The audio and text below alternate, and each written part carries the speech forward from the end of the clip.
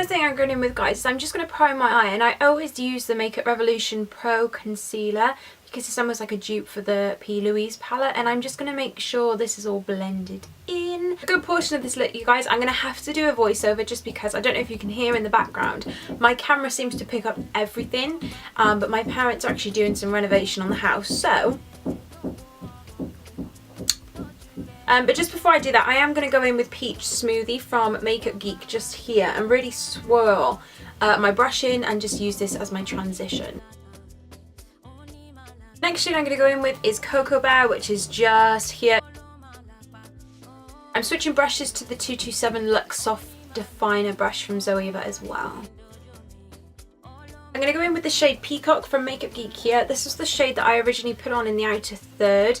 It packs on really beautifully, however afterwards when you come to blend it, it's not as great. Sorry Makeup Geek, but this is just not a good shade.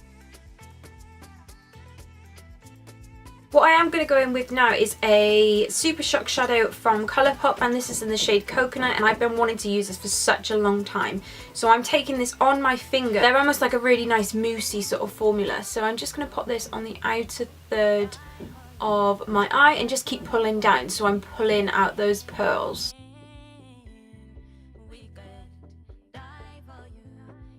What I'm going to do now is just take my concealer and just go back in with a cut crease, nothing too professional at this stage, and I'm only taking this on the sort of 2/3 of my eye. I'm just going to use my finger just to blend the two shades together. Colourpop shadow up and just pop this back into the outer third so I can start really sort of deepening this shade back up again. Now I'm going to do, you guys, go into Corrupt, just a very dark black shade, and I'm just popping this on the outer third just to give the impression that we've got a really dark blue on there.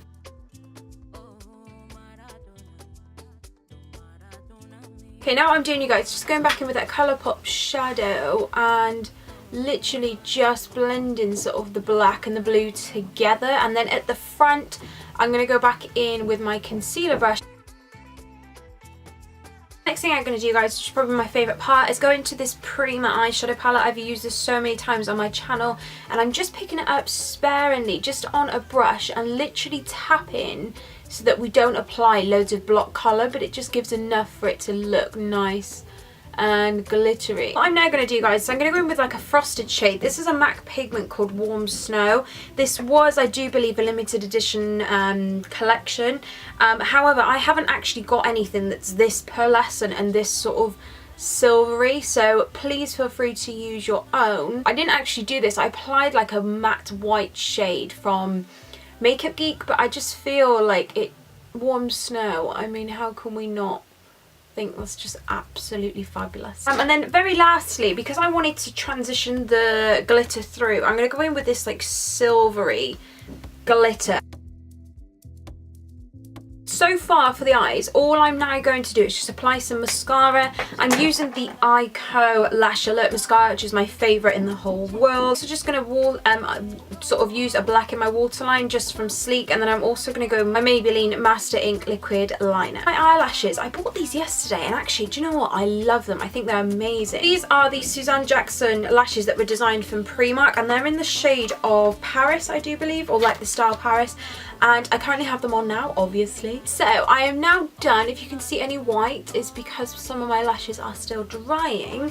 But what I wanted to do is really get on with the face, and I wanted to keep in with the drugstore theme. So although I used a pigment from MAC, you can find alternatives for, so it's not like it's this exclusive beautiful product. But what I am going to go in with is an old school one, actually, L'Oreal Lumi Magique, which is still one of my favourite primers. What I'm going to be doing now is going in with the rest of my face. However, There is one product I want to use today, and please excuse me for wanting to use it because I wouldn't class it as drugstore, but I have been wanting to use this for such a long time. And additionally, I am going to be doing another review on it on my channel as well, like a separate thing. So I'm not going to talk too much about it. However, what I've just done is gone in with 2 foundations. I'm really into mixing my foundations at the minute. And I'm using the Maybelline Superstay foundation. Really good, but please do be careful because it does oxidize. But I'm also going to go in with my very trusty L'Oreal Infallible foundation. Just a little tip as well, if you find like your outer eye is like a little bit harsh, just use your foundation brush and it disperses all of the product. Oh my god, it's anyone else getting like a really badly chapped lips at this minute in time. Just have to like take off all the foundation because they look gross. So I'm going to go in with the Barry what is this? All Night Long Concealer. This is such a good concealer, you guys. Oh my god. I am, however, slightly annoyed that this foundation has really oxidized this time. Like, it oxidized before, but I think I just forgot how bad it can oxidize. And when I'm watching reviews and stuff, like, nobody seems to, like, I didn't really hear anyone say about how bad it oxidizes, so I don't know if it's just me. Once that's done, I'm going to go in with powder, and I'm just going to take the Maybelline Superstay powder. I'm just going in with my T-zone. So for bronzer, I'm going to go in with one that I don't think I've used on my channel yet, but it is the e.l.f. St. Lucia powder bronzer.